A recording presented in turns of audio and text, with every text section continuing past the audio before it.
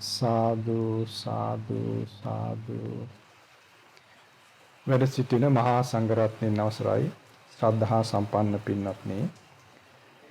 ඔබ අපි කවුරුත් අපගේ අම්මාගේ කුසට පැමිණි මොහොතේ පටන් බුදුරජාණන් වහන්සේගේ ධර්මය දෙමාපියන්ගෙන් දායාද කොට ගත්තා. එතෙන් පටන් මේ දක්වා බොහෝ දෙනා මව් කුසින් මෙලොව බිහිවීමෙන් පසු මේ දක්වා ඒ ධර්මයෙන් විශාල සැනසීමක් ලබන්න තරම් වාසනාවන්තයින් වෙලා තිබෙනවා. පින්වත්නි, අද මේ ලෝකය පුරාම ජීවත් වෙන හැම කෙනෙක්ම වගේ බියටපත් වූ ශෝකයටපත් වූ ස්වභාවයක් තියෙනවා. අප දන්නවා මේ මිනිස් ලෝකයේ කලින් කලට විවිධාකාර ව්‍යසනයන්ට ගොදුරු වෙනවා. විවිධ විදිහේ බියජනක දේ, ශෝකය ඇති කරන දේ මේ ලෝකයේ විටින් විට හට ගන්නවා. ඒ නිසාම මේ ලෝකයේ බොහෝ දෙනා ඒ දුක් පීඩා වලින් දුරු නිදහස් වෙලා යම් සුවයක්, සැපක්, සොම්නසක් ලැබීම පිණිස අප්‍රමාණ උත්සාහයක් ගන්නවා. බලන්න මේ වෙන විට සුවපහසු සොයාගෙන විවිධ විදිහේ වෑයම් කළ මිනිසුන් මේ ලෝකය භෞතික වශයෙන් විශාල දියුණුවක් කරා පැමිණ තිබෙනවා. නමුත් බලන්න ඒ දියුණුවේ හිණිපෙත්තේ සිට අප පැතූ සුවය අහිමිව, අප ප්‍රාර්ථනා කළ සතුට සොම්නස අහිමිව කලින් තිබුණ බිය, දුක් දුම්නස් වලට යලි යලි ගොදුරු වෙනමින් මිනිසුන්ට ඉන්ට වෙලා තියෙනවා. ලෝකේ දියුණුම රටවල්, බල සම්පන්නම රටවල්, බල සම්පන්නම පුද්ගලයෝ පවා තමන් මහත්සේ වෑයමින් උපයාගත් බොහෝ අගය කළ ඒ ධනය, බලය සහ විවිධාකාර හැකියාවන් තිබෙද්දී ඒ හිණිපෙත්තේ සිටියේදී එයින් සරණක් නැතුව බියට, ශෝකයට පත් වෙන ස්වභාවය අද ලෝකේ ඔබ අපට සියසින් දකින්න පුළුවන්. බලන්න, මේ බඳු පරිසරයක් තිබෙද්දී ඔබ අප වාසනාව තිබෙන, වාසනාව සහිතව තාමත් ඒ වාසනාව අහිමි නොවුන අතිශයින් වාසනාවන්තින් බවට අපපත් තිබෙනවා. බලන්න, අද වන විට ලෝකේ බල සම්පන්න මිනිසුන් රෝග බියෙන් බියටපත්ව තිබෙනවා. මරණ බියෙන් බියටපත්ව තිබෙනවා. ප්‍රියයන් නිසා ප්‍රියයන්ට වන හානියෙන් ශෝකයටපත්ව තිබෙනවා. තමන් උපයා සපයාගත් ධනය අහිමි වෙලා, එයින් ලබන සතුට අහිමි වෙලා, ශෝකයෙන් ශෝකයටපත් වෙලා සරණක් නැතුව අසරණ බවට පත් වූ අය අද කෝටි ප්‍රකෝටි සංඛ්‍යාවක් ලෝකයේ සිටිනවා. මේ බඳු ස්වභාවයක් ලෝකේ පුරා තිබෙද්දී ඔබ අප ස්වල්ප දෙනෙක් පරම සුවය දෙන, පරම සුවය ලබා දීමට සමර්ථ වන අතිශයින් ශ්‍රේෂ්ඨ ධර්මයේ කෙරෙහි විශ්වාසයෙන් බණ පදයක් අහන්ට සූදානමින් සිටිනවා. එතකොට අප ඒ ගැන සතුටු වීම කොතරම් නිවැරදිද බලන්න. ඒ නිසා අප අතිශයින් සතුටටපත් වෙනවා. ලංකාවේ උපන් බොහෝ දෙනා මව්පියන්ගේ උරුමයෙන්, මව්පියන්ගේ දායාදයක් විදිහට බුදුරජාණන් වහන්සේගේ ධර්මය ලබන්ට, අහන්ට, දැනගන්ට වාසනාව ලැබුවා. ඒ වගේ ලෝකේ පුරා බොහෝ දෙනෙක් බුදුරජාණන් වහන්සේ ගැන විශ්වාසයෙන් ධර්මය ඉගෙන ගන්නවා. බණ අහනවා, භාවනා කරනවා. ඊළඟට ධර්මයේ පිළිබඳ විවිධාකාර විදිහේ අධ්‍යයනන්හි නියැලෙනවා. විවිධ ආකාරයට ධර්මයේ හැසිරෙනවා. කියන්නේ බණ ඇසීම, ඊළඟට සිල් ආරක්ෂා කර ගැනීම, ඊළඟට භාවනා කිරීම, ධර්ම සාකච්ඡා කිරීම, දන් දීම, ඊළඟට විවිධාකාරයේ වන්දනාමානයන් පැවැත්වීම, ඊළඟට වෙනත් හැකිපමණ වූ විවිධාකාර වූ පුණ්‍ය ක්‍රියාවල නිරත වීම ලෝකේ පුරා සදහකාමී ශ්‍රද්ධාවන්ත මිනිසුන් විසින් කරන අපට පේනවා දකින්න පුළුවන්. ඉතින් ඒ අතර බොහෝ දෙනා ආසයි බොහෝ දෙනාගේ කැමැත්තක් තිබෙනවා උනන්දුවක් තිබෙනවා බුදුරජාණන් වහන්සේ වදාළ ධර්මය අවබෝධ කරගන්න ඕනේ කියන උනන්දුව කැමැත්ත බොහෝ දෙනා තුල තියෙනවා. කලාතුරකින් ලෝකයට පහළුණ බුදුරජාණන් වහන්සේ අතිශයින් සාර්ථක විදිහට දෙවියන්ටත් මිනිසුන්ටත් තමන් වහන්සේ අවබෝධ කළ ධර්මය අවබෝධ කර දීමට සමර්ථ වුණා. තමන් වහන්සේ විසින් ගුරු උපදේශ රහිතව අවබෝධ කළ ඒ ශ්‍රේෂ්ඨ ධර්මය අන් අයට අවබෝධ කර ගැනීම පිණිස මඟ කියන්ට අපගේ බුදුරජාණන් වහන්සේ අතිශයින්ම සමර්ථ බවට පත් වුණා. ඒ සමර්ථ භාවය කොතරම්ද කියලා අපි ප්‍රකාශ කළොත් මේ දක්වාත් කාගෙත් උනන්දුවක් පවතින්නේ මේ ධර්මය අවබෝධ කරගන්න ඕන කියලා උනන්දුවක් තිබෙන්නේ ඒ බුදුරජාණන් වහන්සේගේ සාර්ථකත්වයේ මතමයි. එදා පස්වග තාපසයන් අතර කොණ්ඩඤ්ඤ තාපසයා පළමු ධර්ම දේශනාවේදීම සාර්ථකත්වයට පත් වුණා. බුදුරජාණන් වහන්සේගේ ශ්‍රාවකයෙක් බවට පත් වුණා. ධර්ම අවබෝධ කළා. ඉන් අනතුරු අනිකුත් තාපසයන් ඒ පස්වග තවුසන් ධර්ම අවබෝධ කළා. එතෙන් පටන් මේ දක්වා අප දන්නවා මේ ලෝකේ පුරා අපගේ රටේ පමණක් ලංකාවේ පමණක් ලක්ෂ ගණනින් කෝටි ගණනින් ධර්ම අවබෝධ කළ අය බිහි වුණා පහළ වුණා. අදටත් මිනිසුන්ගේ ආසාවක් තියෙනවා. විශේෂයෙන් ලංකාවේ පමණක් නොවේ වෙනත් රටවල පවා බුදුරජාණන් වහන්සේ ගැන ශ්‍රද්ධා මාත්‍රයක් තියෙන අය පවා උනන්දුවක් කැමැත්තක් ඇතුව වාසය කරනවා බුදුරජාණන් වහන්සේගේ ධර්මය අවබෝධ කරගන්නට ඇත්තන් කියලා. ලංකාවේ බොහෝ දෙනා ලංකාවෙන් බැහැර වූ ලාංකිකව බොහෝ දෙනත් ඔබ වැනි රටවල් වල සිටින අය පවා ඊටා ඉහළ විදිහේ කාම සම්පත් වලින් පිරුණු රටවල් වල වාසය කරද්දී පවා ඔබට පවා කැමැත්තක් තිබෙනවා අනේ අපට බුදුරජාණන් වහන්සේ වදාළ ධර්මය අවබෝධ කරගන්නට ඇත්තන් කියලා. ඒ නිසා ඔබ අද මේ දහම් අසන දහම් කරුණ වලින් ඔබ නිසි ඵල නෙලා ගනී කියන විශ්වාසය අපි ඇති කර ගන්නවා. බලන්න මේ වෙන විට ලෝකේ බොහෝ දෙනා බුදුරජාණන් වහන්සේගේ ධර්මයේ ඉගෙන ගන්න බොහෝ දෙනා ගොඩාක් ධර්මයේ දන්නවා. ඉස්සර වගේ නෙවෙයි බුදුරජාණන් වහන්සේ වැඩ සිටි කාලේ අරහත්ත්වයට පත් වූ භික්ෂූන් දැනගෙන හිටියේ ධර්මයේ ටිකක්. නමුත් අද වන විට ලෝකේ සාමාන්‍ය උගත්කමක් තිබෙන අය පවා සාමාන්‍ය අය පවා ධර්මයේ ගොඩාක් දන්නවා. සූත්‍ර දේශනා වේවා ත්‍රිපිටකයේම දන්න අය ගොඩාක් ඉන්නවා. විනය පිටකේ, අභිධර්ම පිටකේ, සූත්‍ර පිටකේ තිබෙන ඒ දහම් කරුණු ගොඩාක් දන්න අය අද ලෝකේ පුරා සිටිනවා. ඒක එක අතකින් භාග්යක්. නමුත් ඊතරම් ධර්මයේ දැනගෙන සිටියා වුණත් ධර්මයේ ගැන ලොකු දැනුමක් තිබුණා වුණත් බොහෝ දෙනා තුල කනස්සල්ලක් තිබෙනවා. එහෙම නැත්නම් යම් ශෝකයක් තිබෙනවා. මේ ධර්මයේ අවබෝධ කරගන්න අපිට පුළුවන්කමක් නැහැ නේද කියලා. එහෙම නැත්නම් මේ ධර්මයේ අවබෝධ කරගන්නේ කොහොමද කියලා විමසීමක් යම් ශෝකයෙන් යුක්තව කල්පනා කිරීමක්. එහෙම නැත්නම් යම් ජයග්‍රහී නොවන කල්පනා කිරීමක් බොහෝ දෙනා තුල තිබෙනවා. ඒ නිසා අප ධර්මයේ ඉගෙන ගනිද්දී ධර්මයෙන් ලබන පිළිසරණ ධර්මයෙන් ලබන සැබෑම ආරක්ෂාව සම්පූර්ණ කර ගැනීම පිණිස ධර්මයේ ඉගෙන ගත යුතුයි. බලන්න අද ගොඩක් දෙනා විවිධ විදිහට ධර්මයේ දන්නවා. බුදුරජාන් වහන්සේ ධර්මයේ විවිධ විදිහට බෙදලා වෙන් කරලා විග්‍රහ කරලා තියෙනවා.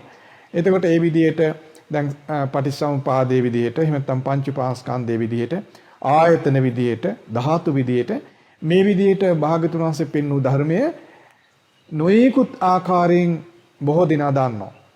නමුත් තිබෙන ප්‍රශ්නය ඒ ධර්මයෙන් ලබන පිළිසරණ කොහොමද ඇති කරගන්නේ කියන කාරණේ ගැන දැනුම බොහෝ දෙනාට නැහැ. ඒක අප පිළිගන්න සිද්ධ වෙලා තියෙනවා. ඒ නිසා අප උත්සාහ කරන්න ඕන කවුරුත් උත්සාහ කළ යුතුයි බුදුරජාණන් වහන්සේ වදාළ ධර්මයෙන් ලබන පිළිසරණ කුමක්ද කියලා දැනගෙන ඒ පිළිසරණ ඇති කර ගැනීම පිණිස ධර්මයේ ඉගෙන ගැනීමට අප උත්සාහ කළ යුතුයි. භාගතුන් වහන්සේගේ ධර්මයෙන් ලබන පිළිසරණ අන් කිසිවක් නොවේයි. සිතෙහි ඇති පිරිසිදු භාවය සම්පූර්ණ කර ගැනීම. සිතෙහි තිබෙන අපිරිසිදු භාවය බැහැර කරලා පරිපූර්ණ වශයෙන් පිරිසිදු සිතක් ඇති කර ගැනීමයි ධර්මයෙන් ලබන පිළිසරණ.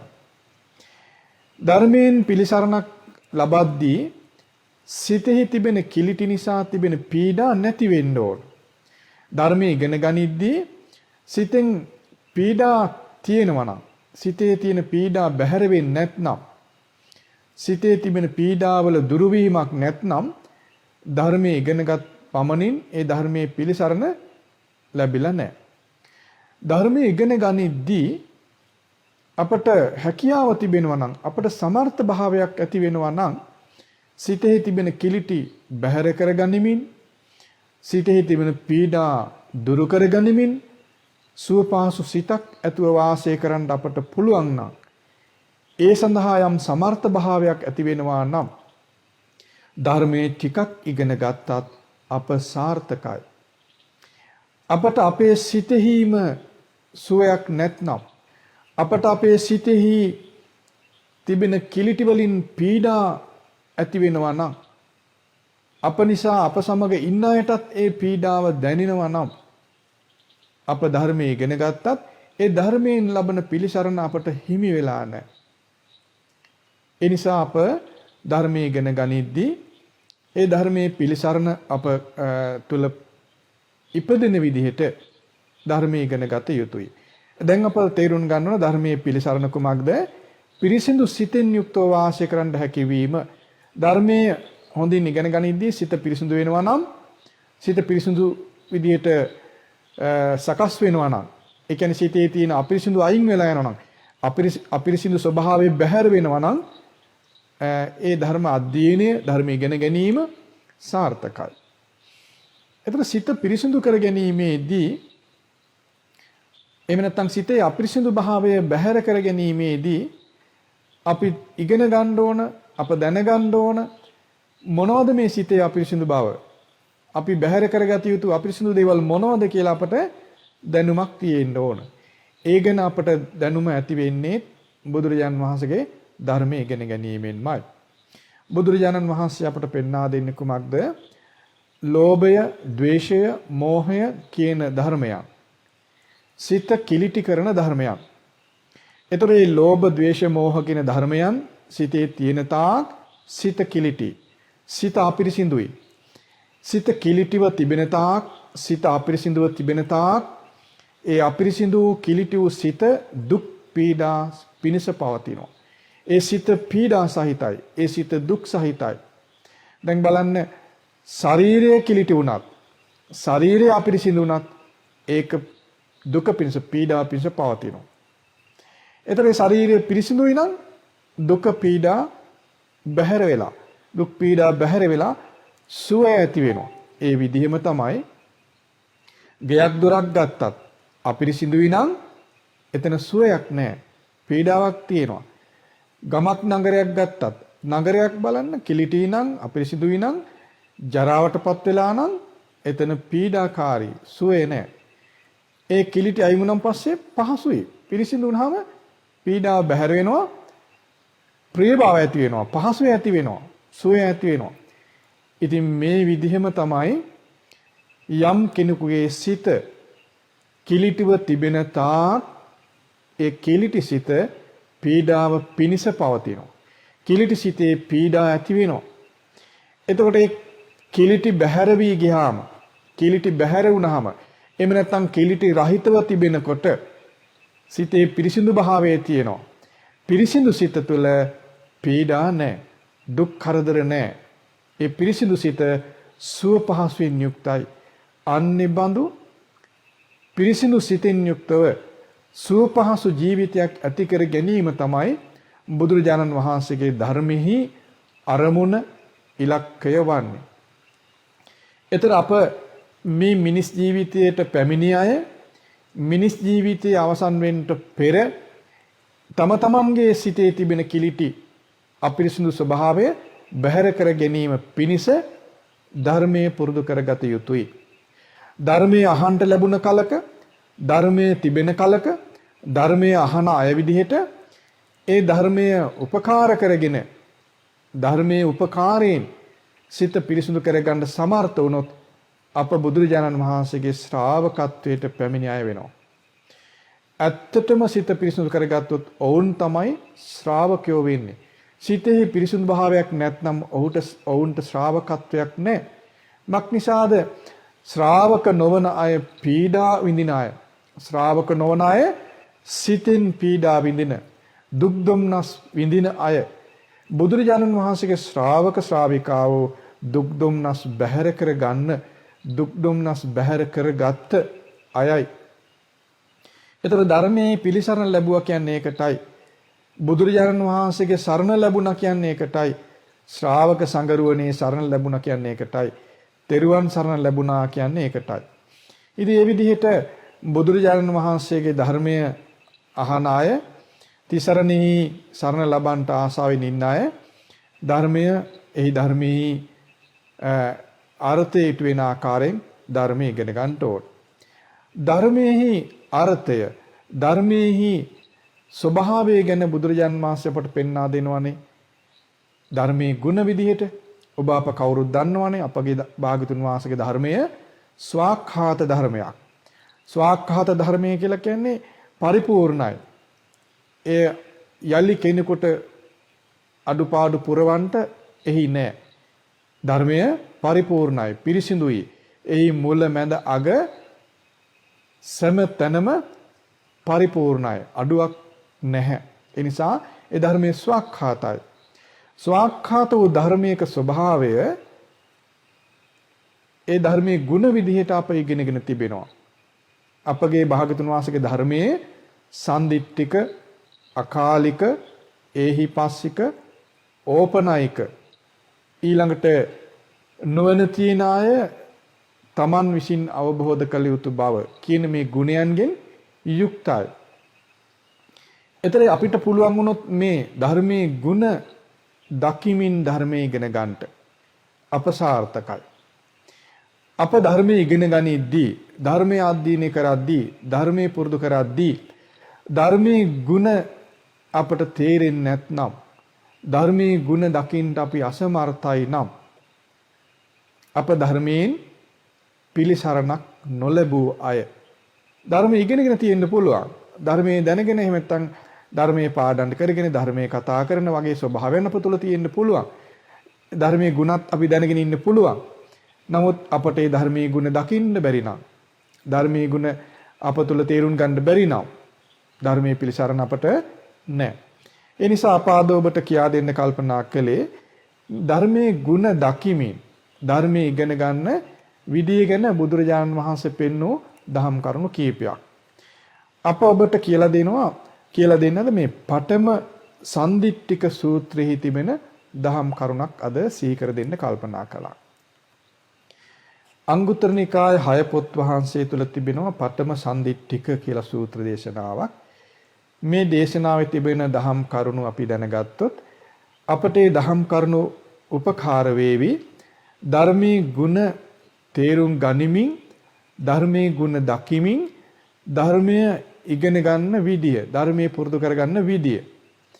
එතකොට අපට මේ දැනුම, මේ දේශනාවේ තුල පෙන්වා දෙන ධර්මෙහි දැනුම අපට ඒකාන්තයෙන් උපකාර වෙනවා බුදුරජාන් වහන්සේගේ ශ්‍රාවක බව ඇති කර ගන්නට.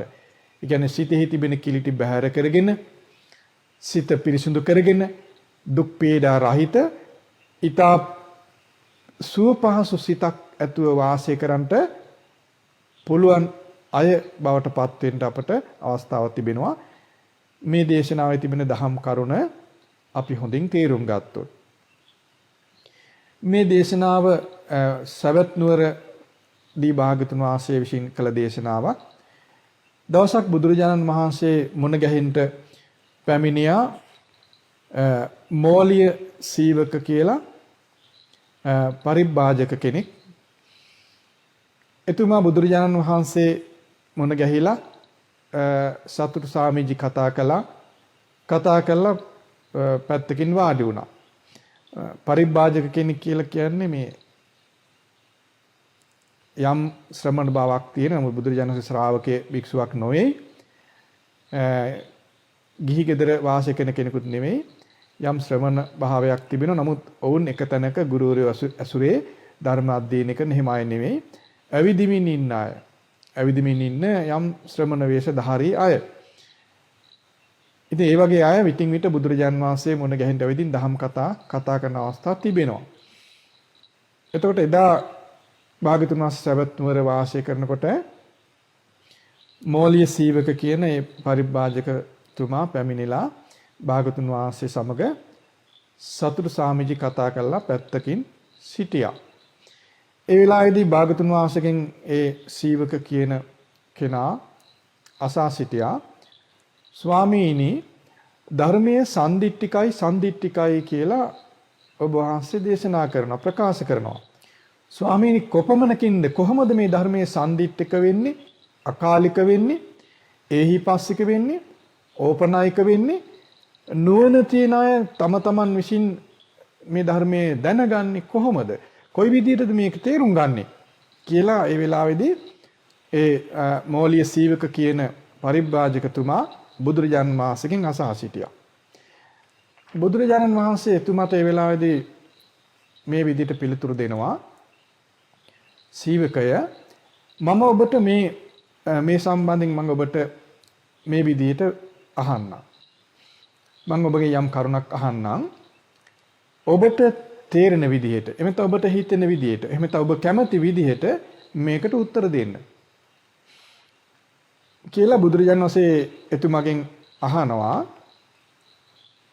සීවකය ඔබ මේ ගැන මොකද හිතන්නේ? ඔබගේ සිතේ, එහෙම නැත්නම් ඔබගේ සිත ඇතුලේ, එහෙම නැත්නම් ඔබේ අභ්‍යන්තරයේ ලෝභය තිබෙනකොට මගේ සිතේ, එහෙම නැත්නම් මගේ අභ්‍යන්තරයේ ලෝභය තියෙනවා කියලා ඔබ දැනගන්නවද? ඒ වගේම ඔබගේ සිතේ ඔබේ අභ්‍යන්තරයේ ලෝභය නැති වෙලාවේදී දැන් මගේ සිතේ ලෝභය නැහැ කියලා ඔබ දැනගන්නවද කියලා අසා සිටියා. බලන්න කුමක්ද ඇහුවේ? ඔබේ සිතේ ලෝභය තියෙනකොට මගේ සිතේ දැන් ලෝභය තියෙනවා කියලා දැනගන්නවද? දන්නවද කියලා ඇහුවා. ඊළඟට ඇහුවේ ඔබේ සිතේ ලෝභය නැති වෙලාවේදී දැන් මගේ සිතේ ලෝභය නැහැ, මගේ අභ්‍යන්තරයේ දැන් ලෝභය නැහැ කියලා ඔබ දන්නවද කියලා ඇසුවා. ඒ වෙලාවේ සීවක කියන පරිබ්‍රාජකතුමා උත්තර දෙනවා, එහෙමයි ස්වාමීනි, මම එහෙම දැනගන්නවා. බලන්නතර මොකද්ද දැනගත්තේ? දැන් භාග්‍යවතුන් වහන්සේ ඇහුවේ කුමක්ද? සිතේ ලෝභය තියෙනකොට, සිත කියන්නේ Tamanගේ අභ්‍යන්තරය. අභ්‍යන්තරය කියන්නේ සිතේ. අප තේරුම් ගන්න ඕනේ මේ විදිහටයි. යම් කෙනෙකුගේ අභ්‍යන්තරය කියලා කිව්වොත් ඒ සිතේ, ශරීර අභ්‍යන්තරේ නෙමෙයි. ඒතර සිතෙහි ලෝභය තියෙන වෙලාවේදී දැන් මගේ සිතේ ලෝභය තියෙනවා කියලා දැනගන්නවද, දන්නවද කියලායි මේ ඇහුවේ. ඊළඟට ලෝභය නැති වෙලාවල් තියෙනවනේ. ඒ ලෝභය නැති වෙලාවේදී දැන් මගේ සිතේ ලෝභය නැහැ කියලා දැනගන්නවද, දන්නවද කියලායි මේ ඇහුවේ. එතකොට මේ පරිබ්‍රාජකතුමා ඒකට උත්තර දුන්නේ, එහෙමයි ස්වාමීනි. ඒ කියන්නේ එතුමා ඒක දන්නවා. මොකද්ද එතුමා දන්නේ? එතුමාගේ සිතේ ලෝභය තියෙනකොට එතුමා දන්නවා දැන් මගේ හිතේ ලෝභය තියෙනවා. ඊළඟට එතුමාගේ හිතේ ලෝභය නැති වෙලාවල් තියෙනවනේ. එතකොට එතුමා දන්නවා දැන් මගේ හිතේ ලෝභය නැහැ කියලා. බුදුරජාන් වහන්සේ එතකොට ඒකට යලි උත්තර දෙනවා, සීවකේ යම් විදියකින් ඔබගේ අභ්‍යන්තරයේ එහෙම නැත්නම් සිතේ ලෝභය තියෙනකොට මගේ සිතේ ලෝභය තියෙනවා කියලා ඔබ දන්නවා නම්, ඒ වගේම ඔබ අභ්‍යන්තරයේ එහෙම නැත්නම් ඔබේ සිතෙහි ලෝභය නැති වෙලාවේදී දැන් මගේ සිතේ ලෝභය නැහැ කියලාත් ඔබ දන්නවා නම් සීවිකය එපමණකින්ම ධර්මය සන්දිට්ඨිකයි, අකාලිකයි, ඒහිපස්සිකයි, ඕපනායිකයි. නොනැති අය තම තමන් විසින්ම අවබෝධ කළ යුතුයි කියලා ප්‍රකාශ කරන්නේ එයටයි කියලා බුදුරජාණන් වහන්සේ දේශනා කළා. ඊළඟට බුදුරජාණන් වහන්සේ ඒ සීවක කියන පරිබ්‍රාජකතුමාගෙන යලි අහනවා, සීවකය ඔබ මොකද මේ ගැන හිතන්නේ? ඔබගේ සිතේ එමෙත ඔබේ ආධ්‍යාත්මයේ ඔබේ අභ්‍යන්තරයේ තරහ, ද්වේෂය තියෙනකොට ඔබ දැනගන්නවද මගේ සිතේ ද්වේෂය තියෙනවා කියලා ඔබ දන්නවද? ඔබේ සිත අභ්‍යන්තරයෙන් ඔබේ ආධ්‍යාත්මයේ ද්වේෂය නැති වෙලාවේදී දැන් මගේ සිතේ ද්වේෂය නැහැ කියලා ඔබ දන්නවද කියලා අහනවා. එතකොට සීවක උත්තර දෙනවා, ස්වාමීනි එහෙමයි. ඒ උත්තරෙන් ඔහු ප්‍රකාශ කරන්නේ කුමක්ද? ඔහුගේ සිතේ තරහ තියෙනකොට ඔහු දන්නවා මගේ හිතේ දැන් තරහ තියෙනවා කියලා. එතකොට ඔහුගේ සිතේ තරහ නැති වෙලාවේදී ඒත් ඔහු දන්නවා දැන් මගේ සිතේ තරහ නැහැ කියලා. එතකොට බුදුරජාණන් වහන්සේ ඒ ගැන පැහැදිලි කරනවා, සීවකය ඔබේ සිතේ තරහ තියෙනකොට දැන් මගේ සිතේ තරහ තියෙනවා කියලා දන්නවනම්, ඒ වගේම තරහ නැති වෙලාවදී තරහ නැහැ කියලා දන්නවනම් සීවකය එපමණකින්ම ධර්මයේ සම්දිට්ඨිකයි, අකාලිකයි, ඒහිපස්සිකයි, ඕපනායිකයි. නුවණැති අය තම තමන් විසින් ධර්මය අවබෝධ කරගත යුතුයි කියලා ප්‍රකාශ කරන්නේ ඒටයි කියලා පැහැදිලි කරනවා. ඊළඟට බුදුරජාණන් වහන්සේ තවදුරටත් සීවකගෙන් අහනවා, සීවක ඔබ මේ ගැන මොකද හිතන්නේ? ඔබගේ ආධ්‍යාත්මයේ නැත්නම් ඔබගේ අභ්‍යන්තරයේ, ඒ කියන්නේ සිතේ මෝහය තියෙනකොට ඔබ මගේ සිතේ දැන් මෝහය තියෙනවා කියලා දන්නවද? ඔබේ ආධ්‍යාත්මයේ නැත්නම් ඔබේ අභ්‍යන්තරයේ මෝහය නැති වෙලාවේදී දැන් මගේ සිතේ මෝහය නැහැ කියලා ඔබ දන්නවද කියලා අහනවා. එතකොට සීවක උත්තර දෙනවා, ස්වාමීනි එහෙමයි.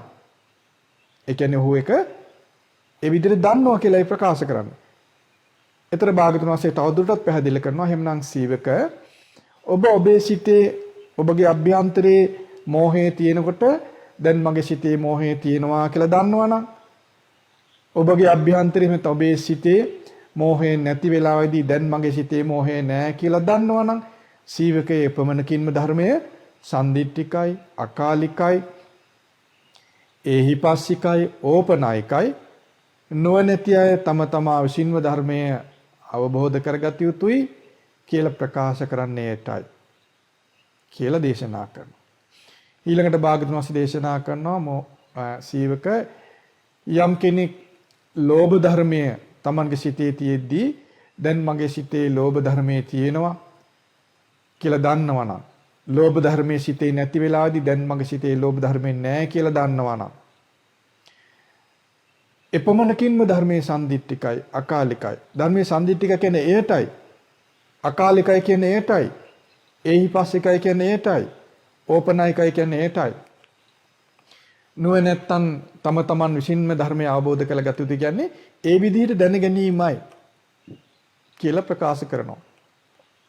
ඒතර ද්වේෂය කියන ධර්මය, මෝහය කියන ධර්මය, ඒ ලෝභ ද්වේෂ මෝහ කියන ධර්මයන් යම් කෙනෙකුගේ සිතේ තියෙනකොට ඒ කෙනා දැනගන්නවා නම් දැන් මගේ සිතේ ලෝභය තිබෙනවා, එහෙම නැත්නම් ද්වේෂය තිබෙනවා, එහෙම නැත්නම් මෝහය තිබෙනවා කියලා, එයයි ධර්මයේ සම්දිට්ඨික ගුණය, එයයි ධර්මයේ සම්දිට්ඨික බව, එයයි ධර්මයේ අකාලික ගුණය, එයයි ධර්මයේ අකාලික බව, එයයි ධර්මයේ ඒහිපස්සික බව, එයයි ධර්මයේ ඒහිපස්සික ගුණය, එයයි ධර්මයේ ඕපනායක බව, එයයි ධර්මයේ ඕපනායක ගුණය, එයයි ධර්මෙහි නුවණැත්තන් තම තමා විසින්ම අවබෝධ කළ යුතුයි කියන බව, එයයි ධර්මයේ නුවණැත්තන් තම තමන් විසින්ම අවබෝධ කළ යුතුයි කියන ගුණය.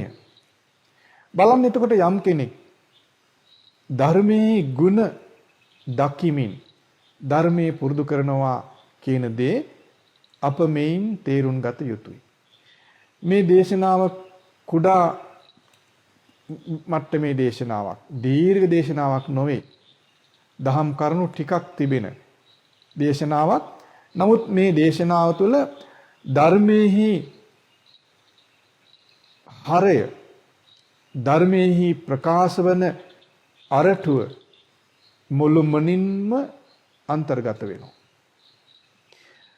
ධර්මයේහි ගුණ තේරුම් ගැනීමට අසමර්ථ වීම නිසායි ධර්මයේහි හරය කරා යා නොහැක්කේ. ධර්මයේහි ගුණ තේරුම් ගැනීමට අසමර්ථ වීම නිසායි ධර්මයේහි පිළිසරණ යමෙකුට ලබන්න බැරි. දැන් බලන්න අප ධර්මයේ ඉගෙන ගත්ත අය විදිහට දහම් කරුණු විදිහට ගොඩාක් දේ දන්න අය. එතකොට දැන් සූත්‍ර විදිහට ගත්තත් සූත්‍ර විදි ගොඩාක් අප දන්නවා. ඊළඟට ධර්මයේ විස්තර වෙන අභිධර්මයේ වේවා විනය වේවා වෙනත් සූත්‍ර දේශනා අසුරු කරගෙන ධර්මයේ ගොඩාක් අප දන්නවා. ධර්මයේ ගුණ කියන්නේ මේවා කියලත් අප ඉගෙනගෙන තිබෙනවා. නමුත් අප විසින් ඇති කරගත යුතු පුහුණුව කුමක්ද? බුදුරජාණන් වහන්සේ විසින් පෙන්වන දහම් ගුණ, සන්දිට්ඨික, අකාලික, එහිපස්සික, ඕපනායක කියන ගුණ, නුවණැත්තන් විසින් තම තමන් විසින් අවබෝධ කළ යුතුයි කියන ගුණ. මෙන්න මේ දහම් ගුණ අප තුළ තේරුම් ගත යුතුයි. ඒ දහම් ගුණ අවදි වෙන විදිහට අප ධර්මය දැකිය යුතුයි. ඒ විදිහට ධර්මයේ ඉගෙන ගැනීම පිණිස මඟ පෙන්වීමක් මේ දේශනාවෙහි අන්තර්ගත වෙනවා. බලන්න මේ දේශනාව තුළ පෙන්වන කරුණු අතර අප තේරුම් ගත යුතු දේ තමයි යම් කෙනෙක් ධර්මයේ පිළිසරණ ලැබුවා වෙන්නේ කොහොමද? එතෙන් ධර්මයේ දැක්කා වෙන්නේ කොහොමද? තමන් තුළ ලෝභය තියෙනකොට දැන් මා තුළ ලෝභය තියෙනවා කියලා ඔහු විසින් දැනගන්න ඕන, දැක ගන්න ඕන.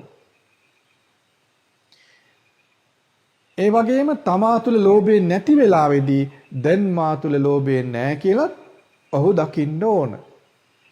ඒතර එහෙම දැක්කොත් ලෝභය තියදී ලෝභය තියෙනවා කියලා දකිනවා, ලෝභය නැති වෙලාවේදී ලෝභය නැහැ කියලා දකිනවා.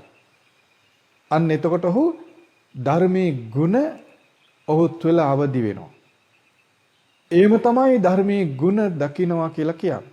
ධර්මයේ සන්දිට්ඨික බව, අකාලික බව, එහිපස්සික බව මේ ගුණ එපමණකින්ම ඉස්මතු වෙනවා. ඒ ගුණ දකිමින් ධර්මය තේරුම් ගන්නට පුළුවන්කම ඇති වෙනවා. ඒ විදිහට ධර්මයේ දකිද්දී. ඒ කියන්නේ ධර්මයේ සන්දිට්ඨික බව අපට තේරෙනවා. අකාලික බව, එහිපස්සික බව මේ කියන ගුණ අපට දකින්න පුළුවන්කමක් තියෙනවා. ඒ වගේ තමයි යම් කෙනෙක් තුළ තරහ තියෙනකොට ඔහුට තේරෙනවා නම් දැන් මගේ සිතේ තරහ තියෙනවා කියලා. එයින්ම ධර්මයේ ගුණ ඔහු දැකලා. ධර්මයේ දැක්ක කියන්නේ ඒකටයි. ධර්මයේ දකින්නවා කියන්නේ මේකට තමයි. ඊළඟට යම් කෙනෙකුට තේරෙනවා නම් යම් කෙනෙකුගේ සිතේ තරහ නැති වෙලාවේදී ඔහුට තේරෙනවා දැන් මගේ සිතේ තරහ නැහැ කියලා. ඒතර එයින්ම ඔහු ධර්මයේ දැකලා. බලන්න සන්දිට්ඨික කියලා කියන්නේ මෙලවදීම දකින්න ඕන කියන එකයි. මෙලවදීම අවබෝධ කරගන්න ඕන කියන එකයි. අකාලික කියලා කියන්නේ කල්පමාවකින් තොරව දකින්න පුළුවන් කියන එකයි. එතකොට ලෝභයේ තියෙද්දී ලෝභයේ තියෙනවා කියලා දකිනවා නම් මෙලවදීම ධර්මයේ දැක්කා, කල්පමාවකින් තොරවම ධර්මයේ දැක්කා.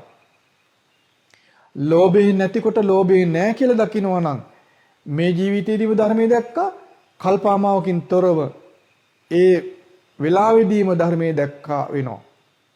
ඊළඟට බලන්න එහිපස්සික කියලා කියන්නේ තමන් තුල ධර්මයට ඇවිල්ලා බලන්න කියලා කියනවා.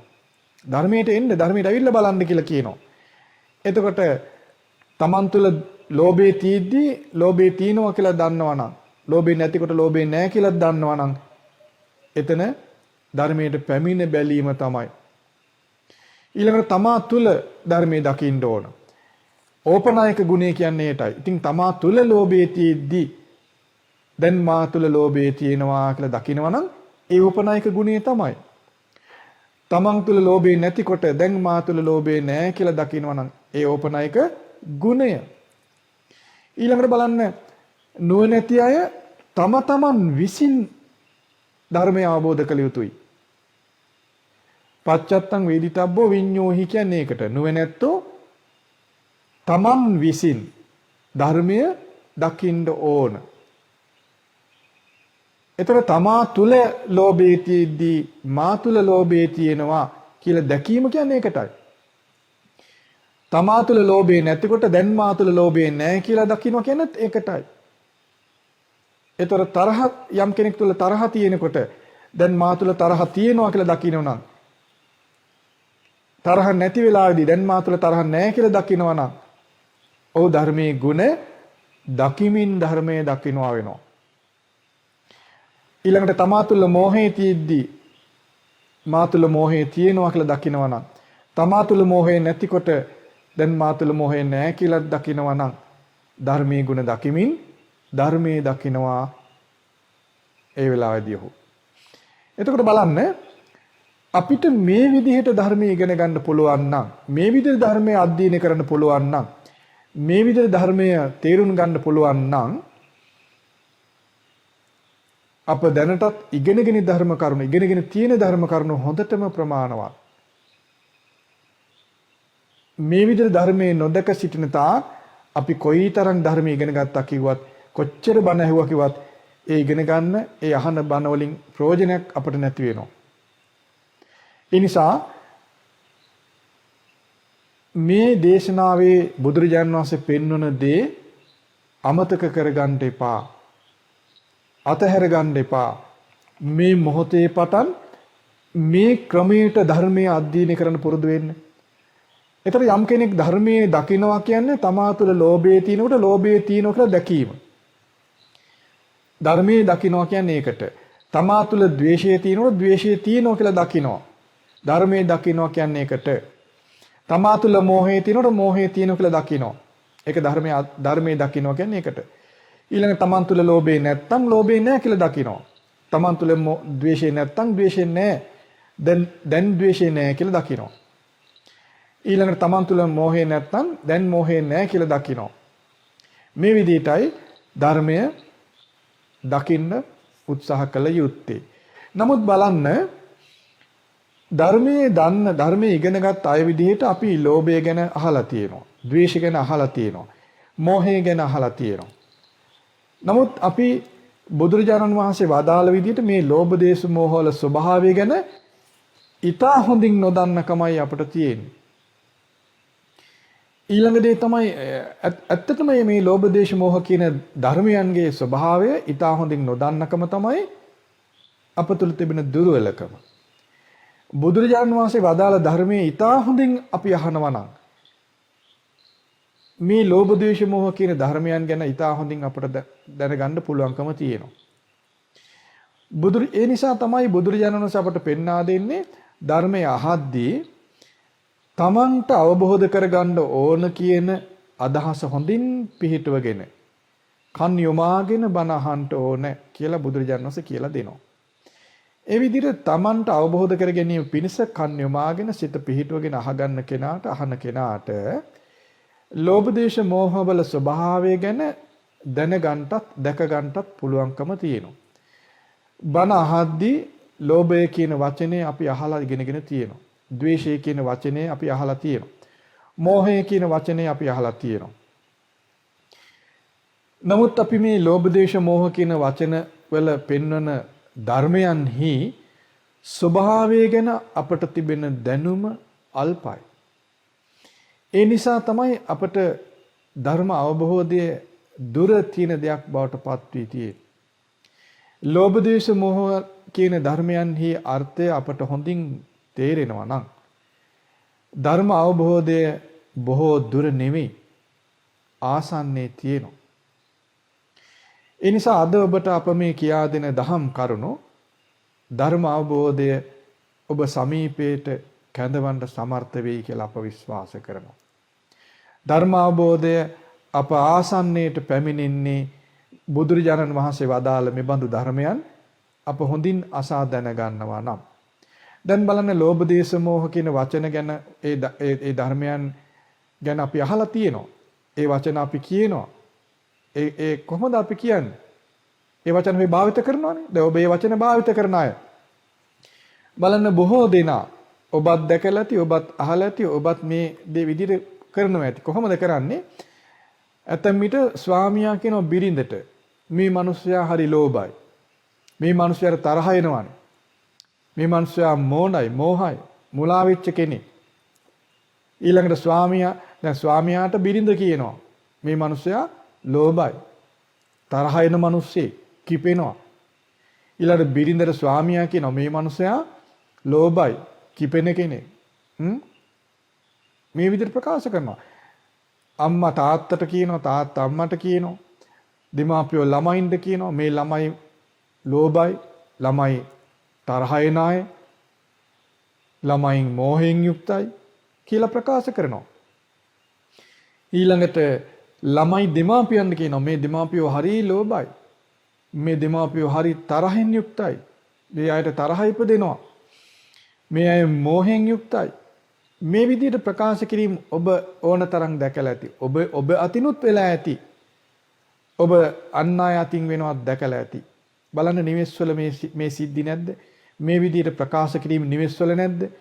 ඒ කියන්නේ යම් කෙනෙක් දෙසට යොමු කරලා අසවලා ලෝභයි, අසවලා තරහින් යුක්තයි, අසවලා මෝහයෙන් යුක්තයි.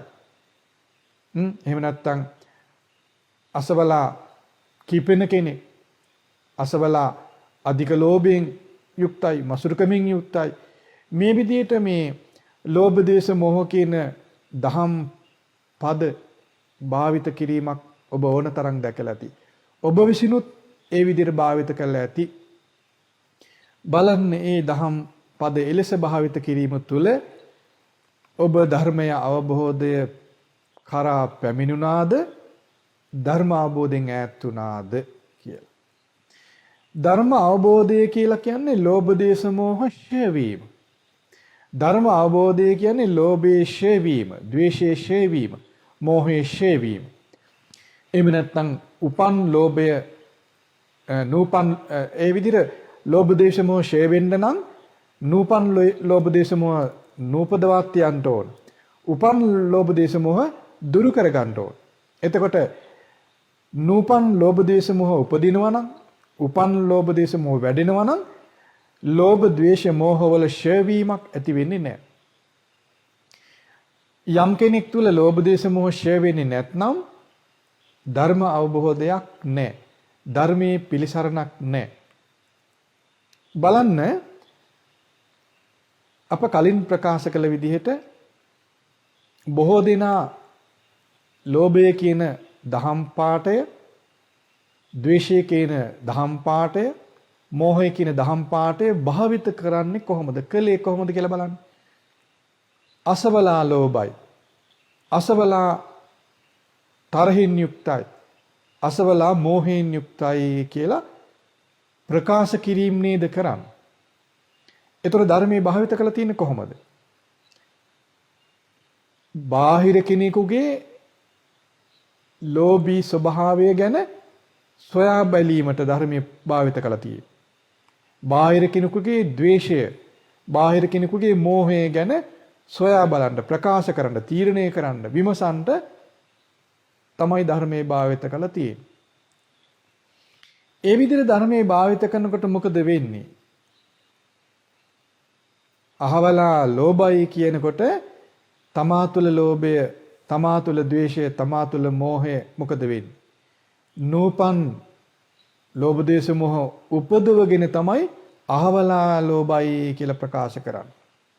නූපන් ලෝභ දේශ මොහ උපදවගෙන තමයි අහවලා තරහින් යුක්තයි කියලා ප්‍රකාශ කරන්නේ. බලන්න මම මේ කියන කරුණ හොඳට විමසලා.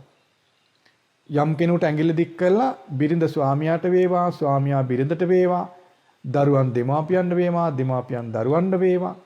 ගිහි අය උපාසකයට ගිහි අය භික්ෂුන් වේවා, භික්ෂුන් ගිහි අයට වේවා. එහෙම නැත්නම් සාමාන්‍ය මිනිසුන් පාලකීන් වේවා, පාලකීන් සාමාන්‍ය මිනිසුන් වේවා. නේද? යම් කෙනෙක් තව කෙනෙක් උදෙසා අසවලා ලෝභයි, අසවලා තරහින් යුක්තයි, අසවලා ලෝභයෙන් යුක්තයි. මේ විදිහට කරන ප්‍රකාශ කිරීම, මේ විදිහට කරන නිගමනයන්, මේ විදිහට ගන්නා තීන්දුව, මේ විදිහට කරන සහතික කිරීම ධර්ම අවබෝධයෙන් ඒ දෙපිරිසම ඈත් කරන්නට හේතු වෙනවා. මක් නිසාද මේ බඳු ප්‍රකාශ කරන්න මේ බඳු විදියට හිතන්න දැන් අහවලා ලෝභයි කියලා සමහර හිතනවා. අහවලා ලෝභයි කියලා කියනවා. කතා කරගන්නවා. බිරිඳ ස්වාමියාට වේවා, ස්වාමියා බිරිඳට වේවා, දරුවන් දෙමාපියන් වේවා, දෙමාපියන් දරුවන්ට වේවා. මේ අය ලෝභයි, මේ අය ද්වේෂයෙන් ඉන්නවා, මේ අය මොහෙන් ඉන්නවා කියලා ප්‍රකාශ කරගන්නවා. ඒවා හිතනවා. එහෙනම් ඒ විදිහට හිතන්න, ඒ විදිහට ප්‍රකාශ කරන්න, ඒ විදිහට නිගමනය කරන්න තමා තුලත් අන් අය තුලත් ඒ එකට වාසය කරන අය තුල නූපන් ලෝභය උපදවන්න ඒ ස්වභාවය හේතු වෙනවා. නූපන් ලෝභය, නූපන් ද්වේෂය, නූපන් මෝහය උපදවනවා ඒ විදිහට කටයුතු කරනකොට. උපන් ලෝභ දේශ මොහ බලවත් වෙනවා. බලන්න හොඳට හිටපු අය රණ්ඩු වෙන්නේ නිසා. නේද? වැඩිපුර තේ චුට්ටක් බියොත් මෙයා ලෝභයි කියලා කියාගන්න සමහරට විහිළුවට. වැඩිපුර අපි හිතමු වැඩිපුර ව්‍යංජන ටිකක් බෙදනවා කෙනෙකුට මෙයා ලෝභයි කියනවා. එහෙම නැත්නම් අපි හිතමු පිගානේ තියෙන මොන හරි ටිකක් මට දෙන්නකෝ කියලා ඉල්ලනවා. ඉල්ලනකොට දෙන්නේ මෙයා ලෝභයිනේ කියනවා. එහෙම දේවල් ගෙවල් වල නැද්ද? තියෙනවා.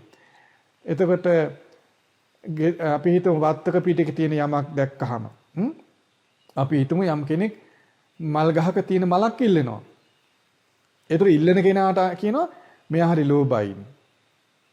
ඒතර ඉල්ලන කෙනා මේ මල් අයිතිකාරයා බෑ කිව්වම අනේ මෙයා ලෝභයිනේ කියනවා.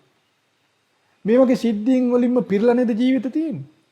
කන කෑම බීම ගැන වේවා, ඇඳුම පැළඳුම ගැන වේවා, ඊළඟට ආභරණ ආයිත්තම ගැන වේවා, ඊළඟට gedara dore තියෙන බඩු මුට්ටුව, ඊළඟට අපිට තියෙන මේ ඇහැට පේන රූප, කන කනට ඇහෙන ශබ්ද, නාසය නාසයෙන් දැනෙන ගඳ සුවඳ, දිව දිවට දැනෙන රස, කය කයට දැනෙන පහස එපමණක් නොවේ අප දන්නා කියන දේවල් ගැන පවා.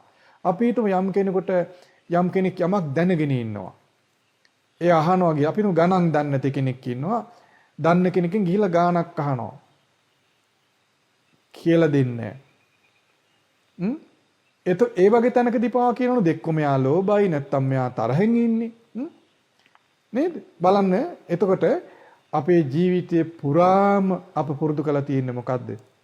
අහවලා ලෝභයි, අහවලා තරහෙන් යුක්තයි, අහවලා මෝහයෙන් යුක්තයි, අහවලා ඊර්ෂ්‍යාවෙන් යුක්තයි, අහවලා කුහකයි, අහවලා ආඩම්බරෙන් යුක්තයි, අහවලා මාන්නක්කාරයි, ගගා අම්මා ගැන, තාත්තා ගැන, අයියා ගැන, අක්කා ගැන, ඊළඟට දරුවන් ගැන, භික්ෂූන් ගැන, පාලකයෝ ගැන දන්න කියන අහපු කියපු සියලු දෙනා ගැනම වැරදි පිළිවෙතකට කල්පනා කිරීම, වැරදි පිළිවෙතකට ප්‍රකාශ කිරීම, වැරදි පිළිවෙත නිගමනය කිරීම වලින් අපේ ජීවිත පිරීලා නේද තියෙන්නේ.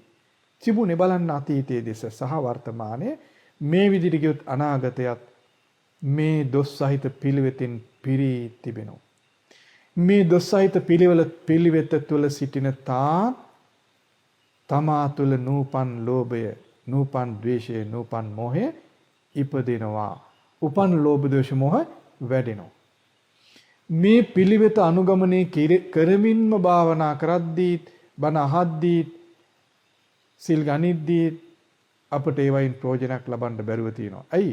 අප අනුගමනය කරන පිළිවෙත දොස් සහිතයි. පිළිවෙත දොස් සහිත නිසා ධර්මයේ කන්දක් දැනගත්තත් අසා තිබුණත් එයින් අපට පිළිසරණක් ලැබිලා නැහැ. ඒ නිසා මින් පසු අනුන් තුලින් ධර්මයේ විමසන්ට යන්න එපා. අනුන් තුල ලෝභය හොයන්න එපා. අනුන් තුල මෝහය හොයන්න එපා. අනුන් තුල ද්වේෂය හොයන්න එපා. තමා තුල තිබෙන ලෝභය විමසලා බලන්න. තමා තුල තිබෙන ද්වේෂය විමසලා බලන්න. තමා තුල මෝහය විමසලා බලන්න. තමන් තුල ලෝභය තියෙනකොට දැන් මා තුල ලෝභය තියෙනවා කියලා දකින්න උත්සාහ කරන්න. තමා තුල ලෝභය නැතිකොට දැන් මා තුල ලෝභය නැහැ කියලා දකින්න උත්සාහ කරන්න. තමා තුල ද්වේෂය තියෙනකොට දැන් මා තුල ද්වේෂය තියෙනවා කියලා දකින්න උත්සාහ කරන්න. තමා තුල ද්වේෂය නැතිකොට දැන් මා තුල ද්වේෂය නැහැ කියලා දකින්න උත්සාහ කරන්න. තමා තුල මෝහය තියෙනකොට දැන් මා තුල මෝහය තියෙනවා කියලා දකින්න උත්සාහ කරන්න. තමා තුල මෝහය නැතිකොට දැන් මා තුල මෝහය නැහැ කියලා දකින්න උත්සාහ කරන්න. ඊළඟට අපි තවත් මේ කිලිටි ස්වභාවයන් ගැන අපි අහලා තියෙනවානේ. ඊර්ෂියාව, කුහකකම, මාන්නය, ඊළඟට එකට එක කරන ගතිය, අනුන්ගේ අද හොයන ගතිය, මේ වගේ ඉච්ඡාව, මේ වගේ දේවල්, දැඩි බව, ගුණමකුකම, මේ වගේ හිත කිලිටි කරන දේවල් ගැන අපි අහලා තියෙනවා ධර්මයන් ගැන. අන්න ඒව ගැනත් එහෙම හිතන්න. තමන් තුළ ඊර්ෂ්‍යාව තියෙනකොට තේරුම් ගන්න දැන් මා තුළ ඊර්ෂ්‍යාව තියෙනවා. තමන් තුළ ඊර්ෂ්‍යාව නැති වෙලාවදී තේරුම් ගන්න දැන් මා තුළ ඊර්ෂ්‍යාව නැහැ කියලා. තමන් තුළ මාන්නය තියෙනකොට දැන් තේරුම් ගන්න මා තුළ මාන්නය තියෙනවා. තමන් තුළ මාන්නය නැති වෙලාවදී තේරුම් ගන්න දැන් මා තුළ මාන්නය නැහැ කියලා. ඒ වගේ තමන් තුළ යම් කිලිටක්ද තියෙන්නේ. එතකොට තේරුම් ගන්න දැන් මා තුළ මේ කිලිටි ස්වභාවය තියෙනවා.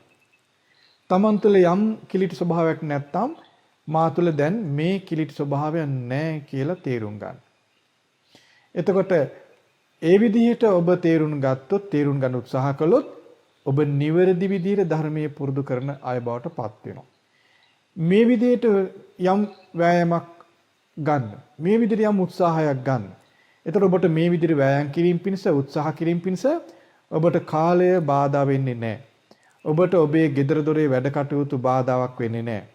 ළමයින්ගේ කටයුතු බාධා වෙන්නේ නැහැ. දෙමාපියන්ගේ කටයුතු බාධා වෙන්නේ නැහැ. රැකී ආරක්ෂාව බාධා වෙන්නේ නැහැ. ඊළඟට ඉස්කෝලවල ඉගෙන ගැනීම, එහෙම නැත්නම් වෙන ආයතන වල අධ්‍යයන කටයුතු බාධා වෙන්නේ නැහැ. විභාග වලට පාඩම් කිරීම බාධා වෙන්නේ නැහැ. වෙන යම් කායික යම් මහන්සි වෙන දෙයක් තියෙනවා, රැකියාවක් වේවා, මුදල් ලිපීම පිණිස වේවා, වෙන භවභෝග හම්බ කිරීම පිණිස වේවා, කරන යම් වෘත්තියක්, කර්මාන්තයක්, අධික වෙහෙසෙන දෙයක්, කය වෙහෙසෙන, අධික වෙහෙස මහන්සි වෙන දෙයක්, නිදි මැරීමක් වේවා, එහෙම නැත්නම් සිත වෙහෙස කරන යම් වෘත්තියක්, රස්සාවක් වේවා, කිසිවක් මෙලෙස ධර්මයේ පුරුදු කිරීම පිස බාධා වෙන්නේ නැහැ. ඊළඟට දරුවෝ ගොඩාක් සිටීම බාධා වෙන්නේත් නැහැ. දරුවෝ නිතර අඬනවා, දරුවන්ට නිතර ලෙඩ වෙනවා, දරුවන්ගේ කරදර තියෙනවා, දෙමාපියන්ගේ ලෙඩ තියෙනවා, දෙමාපියන්ගේ කරදර තියෙනවා. ඊළඟට රැකියා ස්ථානයේ හරි කරදර නේද මිනිසුන්ට? ඒවා බාධා විදිහට හිතන්නේ. රැකියා ස්ථානයේ ප්‍රධානියා දොස් කියනවා, ප්‍රධානියාගේ වගකීම් වැඩි වෙනවා, ප්‍රධානියා සැරයි, ඊළඟට වගකීම් වැඩි, අනිත් අය විහිළු කරනවා, අනිත් අයගේ නිନ୍ଦා තියෙනවා. ඒ කිසිවක් බාධා වෙන්නේ නැහැ. ඊළඟට අපි හිතමු අපිට කකුල් රිදෙනවා, කොන්ද රිදෙනවා, මේවා ධර්මාවතර බාධා විදිහට සලකන්නේ. ඒ කිසිවක් අප මේ අද කතා කළ නිවැරදි දහම් පුහුණුවට බාධා වෙන්නේ නැහැ.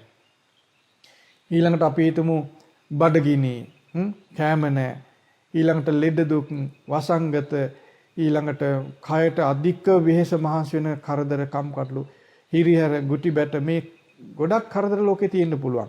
මේ කිසිවක් මේ නිවැරදි ධර්මයේ පුරුදු කිරීමට බාධා වන්නේ නැහැ. ඊළඟට අපි හිතමු ලොකු පිළිගැනීම්, මහා වැඩ ගොඩ ගැහින පිළිගැනීම්, ප්‍රශංසා කිරීම, ඊළඟට මේ වගේ නොයෙකුත් විදිහේ කායික මානසික ක්‍රියාවලට යොමු වෙන්න මිනිසුන් සිද්ධ වෙනවා. මිල මුදල් හම්බ කරන්න, රන් රිදී හම්බ කරන්න මේ වගේ සිදු වෙනවා. ඊළඟට තමන් මිල මුදල් ඊළඟට භවභෝග ආරක්ෂා කරන්න සිද්ධ වෙනවා. ඒවට වෙහෙසෙන්න වෙනවා. ඊළඟට සමාජයේ, රටේ, ලෝකේ කටයුතු වෙහෙසෙන්න වෙනවා. වගකීම් දරන්න වෙනවා. මේ වගේ নানা ප්‍රකාර දේවල් උපාසක උපාසිකාවන්ට තිබෙනවා. භික්ෂූන්ට එහෙම නැහැ. ඉතින් අප මේ විශේෂයෙන් උපාසක උපාසිකාවන්ගේ උනන්දුව ඇති කරන්නයි මේ ප්‍රකාශ කරන්නේ. උපාසක උපාසිකාවන් ගිහි ජීවිත ගත කරන අය විදිහට අනේක ප්‍රකාර කටයුතු වෙහෙස මහන්සි වීම වගකීම් කායික මානසික වෙහෙසීම් වලින් යුක්තයි. ඒ නිසාම බොහෝ අය අනේ අපට බණ දහම් පුරුදු කරන්න වෙලාවක් නැහැ කියන ශෝකයෙන් ඉන්නවා. ඒ ශෝකය ඇති වෙන්නේ බණ දහම් පුරුදු කිරීමේ නිවැරදි ක්‍රමවේදය නොදන්න නිසා.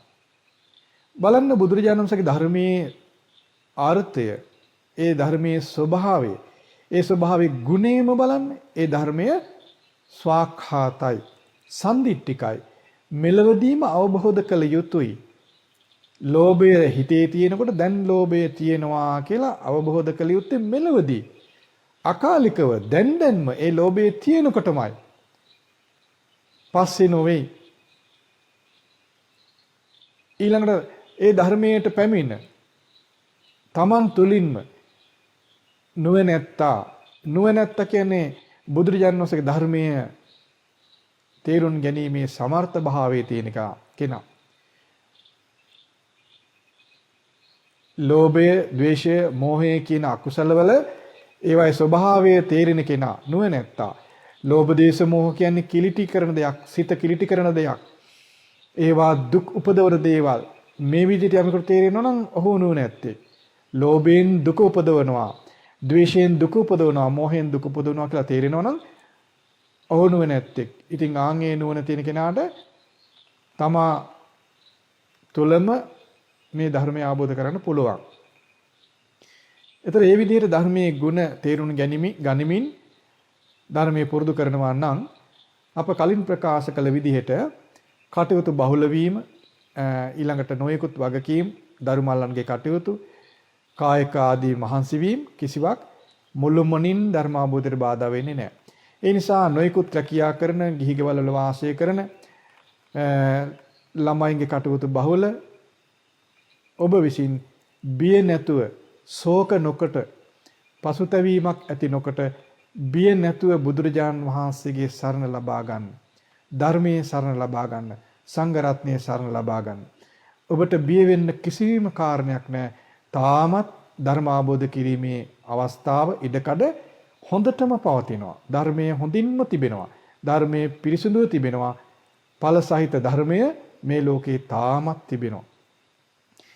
අප මේ ඵල නෙලා ගන්නා වූ ක්‍රමය අප තුළට පමුණවා නොගෙන සිටින තාක් අප තුළ ඒ ධර්මයේ ඵල ඉපදෙන්නේ නැහැ.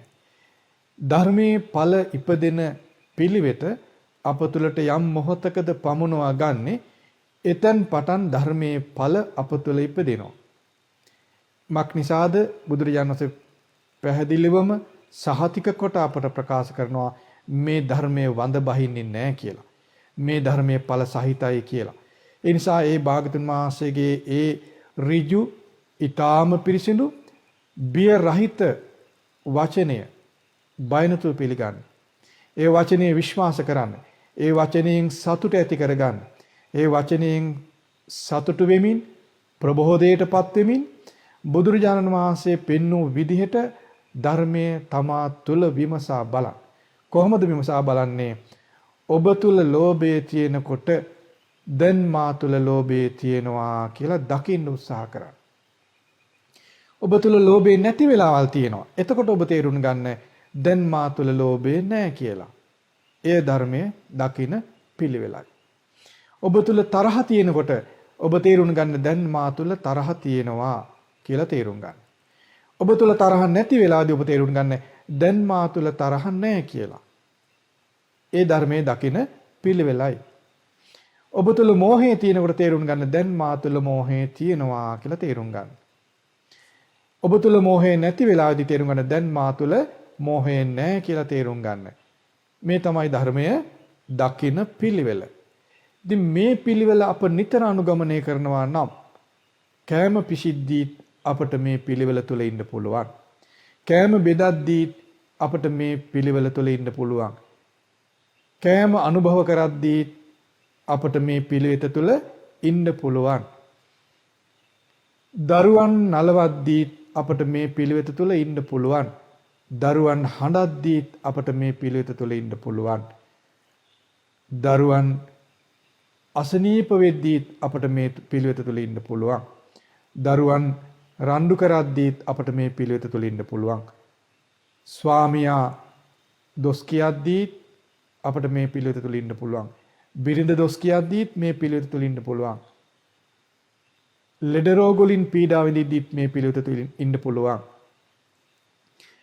කාර්යාලයේ වේවා වැඩපොලේ වේවා කටයුතු බහුල වෙද්දී වෙනියම් කරදරකම් කරලු තිබෙද්දී රටේ ලෝකෙ වේවා කාලගුණ දේශගුණ විපර්යාස වලින් වේවා වෙන යුද්ධ කොලහල වේවා කුමන හෝ කරදරකම් කරලු කුමක් කොතන කෙලෙස තිබුණත් මේ පිළිවෙත පුරුදු කරගත්තොත් මේ පිළිවෙත තුල ඉන්න පුළුවන්.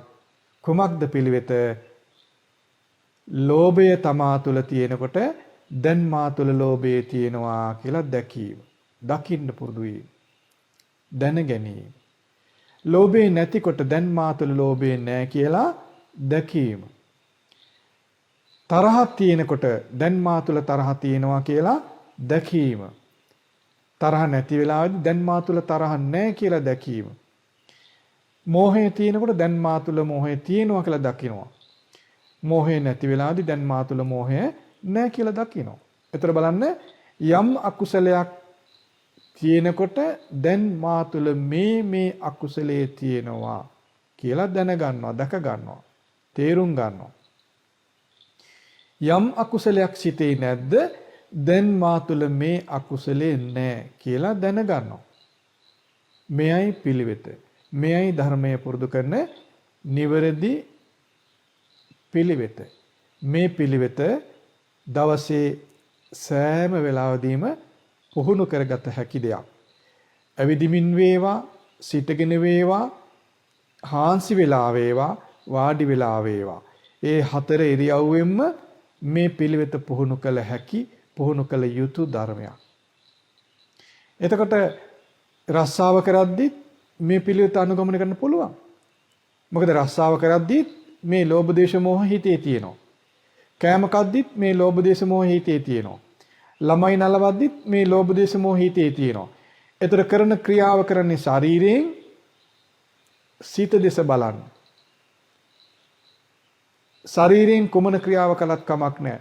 ශරීරයෙන් ළමයි නලවනවා වෙන්න පුළුවන්, පොත්පත් වල වැඩ කරනවා වෙන්න පුළුවන්, කුඹුරු පිටියේ වැඩ කරනවා වෙන්න පුළුවන්, වෙන එහෙම නැත්නම් බර උසන් යනවා වෙන්න පුළුවන්. එහෙම නැත්නම් වෙනයම් දෙයක් වෙනවා. එහෙනම් ගුටි කනවා වෙන්න පුළුවන්. කනින් බැනුම් අහනවා වෙන්න පුළුවන්. නින්දා පාස අහනවා වෙන්න පුළුවන්. ඒ ගැන අවධානය යොමු නොකොට සිත ගැන අවධානය යොමු කරන්න. සිතේ කුමක්ද තියෙන්නේ කියලා. එතකොට ඔබට යම් කලක තේරෙයි ලෝභයේ තියෙද්දි දැන් මගේ හිතේ ලෝභයේ තියෙනවා කියලා ඔබට තේරෙයි. එතකොට ඔබ ලෝභයේ තියෙද්දි ලෝභයේ තියෙනවා කියලා දකින්න කෙනා බවට පත් වෙනවා. ඔබ සිත ගැන සොයද්දි ලෝභයෙන් නැත්තම් ඔබට තේරෙනවා දැන් මගේ හිතේ ලෝභය නැහැ කියලා. ඒතර ඔබ කෑම කමින් ඉන්නවා කියලා හිතමු. ඒතර කෑම කන අතරෙත් ඔබගේ සිතේ ලෝභය නැත්නම් ඔබට තේරෙනවා දැන් මම කෑම කෑවට මගේ හිතේ ලෝභය නැහැ කියලා. ඒතර අපි හිතමු ඔබට යම් කෙනෙක් බනිනවා. බනිද්දී ඔබේ හිතේ තරහ ඉපදෙනවා. ඔබ බැනුම් අහගෙනම ඔබ ඔබේ සිත දිහා බැලුවොත් ඔබට පෙනේ ඔබේ සිතේ තරහ තියෙනවා. ඒතර යම් කලකදී ඔබට මේ විදිහට පුරුදු කරද්දී යම් කෙනෙක් බනිද්දී වුණත් ඔබේ සිතේ තරහ නැත්නම් ඔබට පෙනේ දැන් මගේ සිතේ තරහ නැහැ කියලා. අන්න ඒ විදිහට නිවර්දි ප්‍රතිපදාව නිවර්දි පිළිවෙත සතර ඉරියව්වෙන්ම පුරුදු කරන්න. ඒ විදිහට පුරුදු කරද්දී ඔබ ඉගෙන ගත්තා වූ යම්තාක් ධර්මයන් තිබේද ඒ සියලු ධර්මය ඔබට පිහිට පිණිස සියලු ධර්මය කියලා කියන්නේ බුදුරජාන් වහන්සේ වදාළ ධර්මය. ඒ ධර්මයන්හි පිහිට පිළිසරණ ඔබට තිබෙනවා. මේ නිවර්දි පිළිවෙත බැහැර කොට සිටින තාක් කොයිතරම් ධර්මයේ දැනගෙන හිටියත් එහි පිහිටක් අපට නැහැ. එතකොට අපට ලෝභයෙන් පීඩා ලැබෙනවා. ද්වේෂයෙන් පීඩා ලැබෙනවා, මෝහයෙන් පීඩා ලැබෙනවා. නමුත් අපි පිළිවෙත නිවර්දිව අනුගමනය කළොත් මේ පිළිවෙත මේ ප්‍රතිපදාව නිවර්දිව අනුගමනය කළොත් ලෝභ, ද්වේෂ, මෝහ කියන කිලිටි අපේ සිතෙන් බැහැර කරගන්න අපට පුළුවන්කම ලැබෙනවා. මක් නිසාද? යම් වෙලාවක අපේ සිතේ කිලිටි තියෙනවා කියලා අපි හොඳින් දැක්කොත් අපේ සිත ඒ කිලිටි වලට අකමැත්ත අපේ සිතේ ඉපදෙනවා. ඒක ස්වභාවයක්. බුදුරජාණන් වහන්සේ මේ විදිහට ප්‍රකාශ කරනවා යම් වෙලාවක යමෙකුගේ වස්ත්‍රය කිලිටි කියලා හෝ දැක්කොත් Tamanගේ ඇඳුම කිලිටි කියලා යමෙක් දැක්කොත් ඒ සැනින් ඔහු ඒක පිරිසිදු කරගන්න කැමති වෙනවා. යම් කෙනෙක් Tamanගේ මූණේ කිලිටක් තියෙන දැක්කොත් ශරීරයේ කිලිටක් තියෙන දැක්කොත් ඒ සැනින් ඔහු ඒක පිරිසිදු කරගන්න කැමති වෙනවා. Tamanගේ වස්ත්‍රයේ කිලිටක් තියෙන දැක්කොත් ඒ දකින්න කෙනා ඒ සැනින් ඒක කිලිට පිරිසිදු කරගන්න කැමති වෙනවා. යම් නුවණ තියෙන කෙනෙක් පිරිසිදුව ඉන්න තියෙන කෙනෙක් කිලිටි සහිතව ඉන්න කැමති වෙන්නේ නැහැ. කිලිට නොදක ඉන්න තාක් ඔහු ඒක පිරිසිදු කරගන්න උත්සාහ කරන්නේ නැහැ. මක් නිසාද? ඔහු ඒ කිලිට නොදකින නිසා. බුදුරජාණන් වහන්සේ පෙන්වනවා අන්නේ විදිහමයි සිතෙහි කිලිටි තියෙනවා කියලා නොදක සිටින තාක් කිසිවෙකුට ඒ කිලිටි ඉවත් කර ගැනීම පිණිස කැමැත්තක් ඇති වෙන්නේ නැහැ. ඒක ධර්මතාවයක්. යම් නුවණැත්ත කියන්නේ කුමක්ද? කිලිටසේ දන්න කෙනා. අපිට මන්ද බුද්ධික කෙනෙක් ඇඳුමේ කිලිට දකිනවා, මෝනේ කිලිට දකිනවා. ඒත් හොයාද ගන්න බෑනේ. ඒ වගේම තමයි ලෝභය දුක් සහිතයි කියලා අඳුර ගන්න බැරි කෙනෙක් මන්ද බුද්ධික කෙනා. ද්වේෂය දුක් සහිතයි කියලා අඳුර ගන්න බැරි කෙනා මන්ද බුද්ධික කෙනා. සාමාන්‍ය බුද්ධියක් තියෙන කෙනාටත් තරහ කිලිටක් කියලා දන්නවා. ලෝභය කිලිටක් කියලා අඳුර ගන්න පුළුවන්. මන්ද බුද්ධිකයාට බෑ. ඒතර නුවණැත්ත කියන්නේ මේ කිලිට විදිහට දන්න කෙනා. ඒතර කිලිට විදිහට අපි කලින් ඉගෙන ගන්නවා. ඒ ධර්මයේ දන්නවා කියන්නේ ඒකටයි. කලින් ධර්මයේ ඉගෙන ගන්නකොට අපි කිලිට විදිහට ඉගෙන ගන්නවා. ලෝභය කිලිටි කරන දෙයක්, සිත කිලිටි කරන දෙයක්. ද්වේෂය සිත කිලිටි කරන දෙයක්. මෝහය සිත කිලිටි කරන දෙයක් කියලා අපි ධර්මයේ ඉගෙන ගන්නවා. ඒතර අපි නුවණ පෑදෙනවා. ඒ විදිහට නුවණින් යුක්තව අප තුළ බලද්දී තමයි තේරෙන්නේ අප යම් කලකද ධර්මයෙන් ඇසුවේ ලෝභය ගැන, යම් කලකද මෝහය ගැන ඇහුවේ, යම් කලකද ද්වේෂය ගැන ඇහුවේ, ඒ බුදුරජාණන් වහන්සේ පෙන්වූ ලෝභය දැන් මගේ සිතේ තියෙනවා කියලා ධර්මයේ දන්න කෙනා දකිනවා. ඒතර ඔහු කල්ැතුවම දන්නවා ලෝභය කිලිටි කරන දෙයක්. කල්ැතුවම දන්නවා ද්වේෂය කියන්නේ සිත කිලිටි කරන දෙයක්. කල්ැතුවම දන්නවා මෝහය කියන්නේ සිත කිලිටි කරන දෙයක්. අන්න එහෙම දන්න කෙනා තමයි නුවණැත්තා කියලා කියන්නේ. දැන් අසුචි කියන්නේ කිලිටි කරන දෙයක්. අපේ ශරීර වේවා, වස්ත්‍ර වේවා, ගේ දොර වේවා කිලිටි වෙන්න හේතු වෙන දෙයක් අසුචිය කියලා අපි සාමාන්‍ය නුවණ තියෙන කෙනා දන්නවා. නමුත් මන්ද බුද්ධ කියා අසුචිය කියන්නේ ශරීරයේ කිලිටි කරන දෙයක් කියලා දන්නේ නැහැ. කල්ැතුවම දන්නේ නැහැ. ඒ නිසා අසුචි ගෑවුනන් පස්සෙත් ඔහුට ඒක සුද්ධ කරගන්න, පිරිසිදු කරගන්න හිතක් එන්නේ ඇති වෙන්නේ නැහැ. නමුත් සාමාන්‍ය නුවණැති තියෙන කෙනා කල්ැතුවම දන්නවා අසුචි කියන්නේ කිලිටි කරන දෙයක්, කිලිටක් කියලා. අන්න ඒ වගේ තමයි බුදුබණ අහපු කෙනා, බුදුරජාන් වහන්සේගේ වචනය පිළිගත්ත කෙනා සාමාන්‍ය නුවණක් තිබුණත් ඔහු දන්නවා ලෝභය කියන්නේ සිත කිලිටි කරන දෙයක්. ද්වේෂය කියන්නේ සිත කිලිටි කරන දෙයක්. මෝහය කියන්නේ සිත කිලිටි කරන දෙයක් කියලා ඔහු දන්නවා. අන්නේ දැනුමට අප පැමිණිය යුතුයි. ඒ දැනුම තියෙන කෙනා පමණයි තමා තුළ ධර්මය විමසා බලන්නේ. ඒ දැනුම නැති කෙනාට තමා තුළ විමසා බලන්න තේරෙන්නේ නැහැ. ලෝභ දේශ මොහ ගැන දන්නවා කියන්නේ ඒකයි. ලෝභ දේශ මොහ කියන්නේ සිත කිලිටි කරන දේවල් කියලා අපි දන්නවා නම් අප තුළ විමසා බලනවා. එතකොට අපට යම් කලකදී තේරෙනවා ලෝභය තියෙනකොට දැන් මා තුළ ලෝභය තියෙනවා කියලා තේරෙනවා. ලෝභය නැතිකොට දැන් මා තුළ ලෝභය නැහැ කියලා තේරෙනවා. ද්වේෂය තියෙනකොට දැන් මා තුළ ද්වේෂය තියෙනවා කියලා තේරෙනවා. ද්වේෂය නැතිකොට දැන් මා තුළ ද්වේෂය නැහැ කියලා තේරෙනවා. මෝහය තියෙනකොට දැන් මා තුළ මෝහය තියෙනවා කියලා තේරෙනවා. මෝහය නැතිකොට දැන් මා තුළ මෝහය නැහැ කියලා තේරෙනවා. අන්නේ ඒ විදිහට ඒ ප්‍රතිපදාව පිළිවෙත පුහුණු කරනකොට ධර්මයේ සම්දිට්ඨික අකාලික ඒහිපස්සික ඕපනායක කියන ගුණ නුවණැත්තන් තම තමා විසින්ම අවබෝධ කළ යුතුයි කියන ඒ ධර්මයේ ගුණ අප තේරුම් ගන්න අවබෝධ කරගන්න අය බවට පත් වෙනවා. ඒ විදිහට ධර්මයේ ගුණ දකිමින් ධර්මයේ පුරුදු කරනකොට ධර්මයේ පිළිසරණ අපට ඉපදෙනවා. කුමක්ද පිළිසරණ? ලෝභය දුරු වීම පිණිස පිළිවෙත පුරුදු කරනවා.